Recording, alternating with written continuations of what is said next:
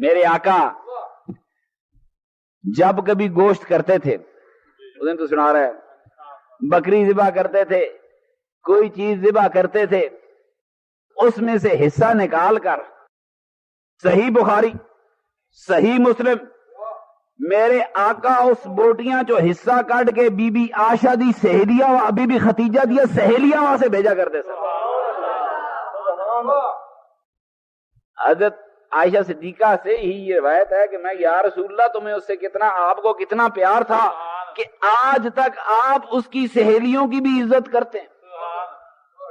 وہ لال سر والی ام المومنین سیدۃ النساء خدیجۃ الکبریٰ رضی اللہ تعالی عنہا سلام اللہ علیہا رولا رہندا ہے، نبی دی آل تے سلام پڑھیے رولا رہندا ہے، رولا جنہ پیا کرو۔ ہم اپنے پہ سلام پڑھتے ہیں، کہتے تھے السلام علینا والا عباد اللہ، میرے تے سلام ہوئے تے نبی دی آل دا کی قصور ہے؟